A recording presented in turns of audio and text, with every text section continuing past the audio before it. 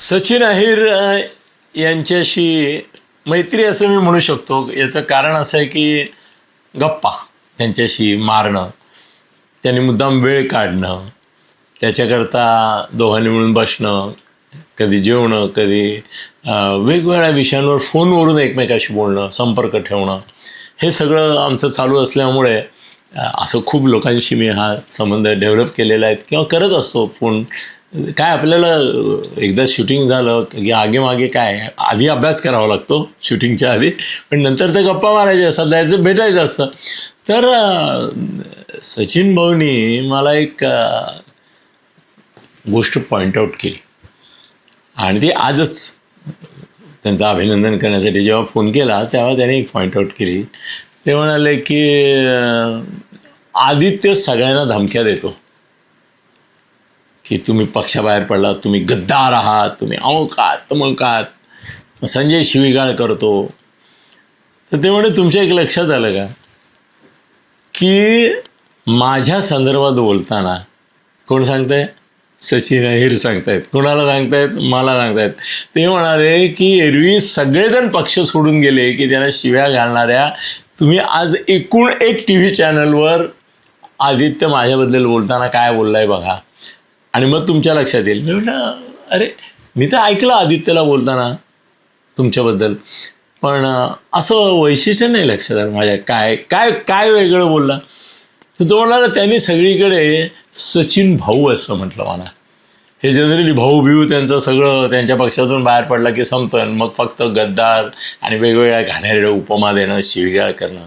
म्हणून त्यांनी शेवटपर्यंत त्याच्या सगळ्या मुलाखती जेवढ्या दिल्या त्याच्यात प्रत्येक ठिकाणी सचिन भाऊ सचिन भाऊ सचिन भाऊ असं केलं, अपेक्षा नव्हती असं केलं, अमुक केलं तमुक केलं. तर ते म्हणे त्यांनी मला चॅलेंज दिला नाही, त्यांनी मला आव्हान दिलं नाही, त्यांनी मला अंगावर जाण्याची भाषा केली नाही, अंगावर आले पण नाहीत, शिवीगाळ केली नाही. हे कशाचं लक्षण वाटतं तुम्हाला? तुम्ही इकडे जरी आलात तरी एका वेळेस त्यांच्याशी तुमचे संबंध चांगले असतील याचं कारण तुमच्याच म्हणण्याप्रमाणे तुम्ही सकाळी आदित्यशी बोलला होतात की मी आज शिंदे गटाला जॉईन होतो आहे आणि आदल्या दिवशीपासून त्यांना कुणकुण लागलेली होती की तुम्ही जाणार आहात. तर त्यामुळे तुम्ही आदित्यला फोन करून सांगितलं की बाबा मी जातो आहे आणि म्हणून मग त्याला असं वाटलं असेल की अरे याने आपल्याला म्हणजे विश्वासात घेतलं नाही म्हटलं तरी विश्वासघात विश्वासाने केला, सांगितलं आपल्याला की जातो आहे म्हणून. आणि आपण त्यावेळेला त्याला सांगितलं की जाऊ नका असंच मी तुम्हाला सांगेन, त्यातून तुमची इच्छा. हे आदित्य शिवदकर हे एवढं डिटेल येत नाही ना बाहेर. तर तो म्हणाला तो मला धमकी देऊ शकत नाही किंवा हे करू शकत नाही, उलट त्यांनी सचिन भाऊ भाऊ करून हे केलं. याची कारणं अशी आहेत, त्यामुळे इतरांच्या आणि माझ्यामध्ये फरक आहे. तो म्हणाला गेले काही वर्ष तुम्ही म्हणे तुमच्या व्हिडिओमध्ये तो शब्द जो वापरला सावलीसारखा बरोबर, तो म्हणे बरोबर आहे, मी पूर्णपणे त्याच्याबरोबर होतो. तो जिथे जिथे बाहेर गेला, कुठे सभा घेऊ, कुठे बैठक घेऊ, कुठे बाहेरगावी जाऊ, मी सतत त्याच्याबरोबर होतो. तर तो म्हणाला एक गोष्ट महत्त्वाची अशी आहे की त्याला मी आधी पण बोललो होतो, म्हणजे हे काही एका रात्रीत नाही झालेलं.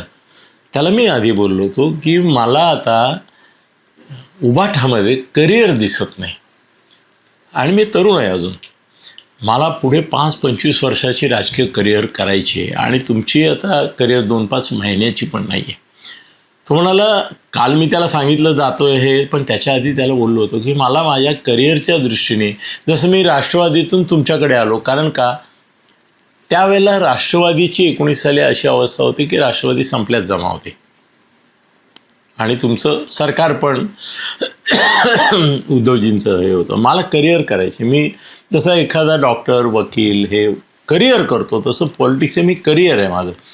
तर त्यामुळे आता इथे करिअर नाही, हे तुमचं दिवाळखोरीत गेलेला पक्ष आहे. तर त्यामुळे मला त्या दिवाळखोरीमध्ये भागीदार व्हायचं नाही आहे, मी माझं करिअर स्वतंत्रपणे करणार आहे असं मी त्याला बऱ्याच वेळा बोललो होतो. त्यामुळे थोडं त्याला हे कळत होतं की वैयक्तिक रिलेशनशिप अपाट. असं तर ठाकरे बंधू राज ठाकरे आणि उद्धव ठाकरे यांचं भांडण झालं, राजकीयदृष्ट्या एकमेकाला भरपूर शिवीगाळी करून उद्धवकडून तर खूपच शिवीगाळी झाली. यांनी पण सांगितलं की विश्वास ठेवण्याच्या लायकीचे नाही वगैरे, तरी देखील भाऊ म्हणून समाज समारंभांना, लग्नाला, वेगवेगळ्या कार्यक्रमांना ते भेटत राहिले. तर आदित्यने सकाळी त्याला सांगितल्यानंतर शेवटी तो म्हणाला, जशी तुमची इच्छा, जशी तुझी इच्छा. तर त्यामुळे त्यावेळेला तो एकच वाक्य तो म्हणाला की ठीक आहे, राजकीय संबंध आपले दुरावले तरी वैयक्तिक जे संबंध निर्माण झाले होते आपले ते कायम राहावेत अशी माझी इच्छा आहे. तर मी त्याला सांगितलं की असं वैयक्तिक एक नातं म्हणून जे आहे आपलं, जे विकसित झालं आहे, त्याला मी पण धक्का लावणार नाही. राजकीय टीका करू आपण एकमेकावर, पण तरी देखील मर्यादा असतील. आणि तू मला साथ दिली, मी तुला साथ दिली, मी विसरणार नाही. त्यामुळे तो म्हणाला की एक तर मला धमकी देण्याची अशी कोणाचीच हिंमत नाही. त्याला संजय राऊतबद्दल बोलतो. तो म्हणा संजय राऊतची पण माझ्याबाबतची भाषा जी आहे ती वेगळी आहे इतरांपेक्षा. मी त्याला म्हणलं की याचं कारण हे आहे की तू अरुण गवळी या नावाच्या डॉनचा वाचा आहेस. तो म्हणाला नाही तसं नाही, अरुण गवळी डॉन आहेत, हे आहेत वगैरे, त्या गोष्टींचा काही संबंध नाही. मी माझं जीवन स्वतंत्र आहे आणि मी काही असं ते काहीतरी डॉन आहेत किंवा हे आहेत असं तुमच्या मीडियानीच ते सगळं ठरवून टाकलेलं आहे आणि त्यांच्या जीवावर मी कधी कुणा राजकारण करत नाही. आता त्याच्यात परत गंमत अशी आहे की सचिन अहिरचे जे मित्र आहेत, म्हणजे एका परीने फायनान्सर आहे असं मी म्हणत. मी काल ठामपणे म्हटलं ना की सचिनला पैशाची गरज नाही यांची. तो त्याचं दहीहंडीचा आणि याचा कार्यक्रम आणि त्याचे इतर कार्यक्रम त्याला 15-15, 20-20, 25 कोटी रुपये खर्च करतो. त्याला काय कोण पैसे देऊन, म्हणून आदित्यने पण त्याच्यावर पैशाला तो विकत घेतला गेला असं कोण म्हटलं नाही. कारण त्याला माहिती आहे की हा ठाकरे विकून खाईल एवढा पैसा याच्याकडे आहे. तो राष्ट्रीय मिल मजदूर संघ सगळ्या गिरण्यांचे प्रदीर्घ काळ जे करार होतात हे होतात त्याच्यात तो असतो. त्यामुळे पैसा हा विषयच नव्हता आणि तो त्याचा आरोप करणाराही नव्हता. पण तो म्हणाला की माझ्याकडेही माणसं आहेत, ती शिवसैनिकांपेक्षा अधिक आक्रमक आहेत, कामगार आहेत, झुंजार आहेत. त्यामुळे माझ्या वाट्याला तो जर गेला, तो म्हणजे कुणीही त्यांच्यापैकी, अगदी संजय जरी गेला तरी मी त्याला पुढून उरेल आहे त्यांना माहिती आहे. त्यामुळे तो एक विषय आहे. आणि दुसरी गोष्ट अशी आहे की तो म्हणाला, त्यांनी हे सांगितलं हे नवीन आहे, मला पण नवीन आहे. तो म्हणाला आदित्य उद्धवपेक्षा थोडा वेगळ्या पॉलिसीने असा जातो आहे की कोणाला विश्वास आज बसणार नाही. तो म्हणाला पण सत्तारूढ भारतीय जनता पक्षात आणि इवन शिंदेंच्या शिवसेनेत काही माणसांच्या मनात आपल्याबद्दल सॉफ्ट कॉर्नर असावा, उद्या वेळ आली संकटात सापडलो तर कुणीतरी तिकडे पण हात घालायला असावं यासाठी तो प्रयत्न करतो. सचिन यांनी दिलेलं उदाहरण मला पटलं. सचिन बरोबर बोलतो आहे असं वाटलं. तो म्हणाले की तुम्ही लक्षात घ्या की मोहित कंबोज म्हणजे आज देवेंद्र फडणवीस आहेत.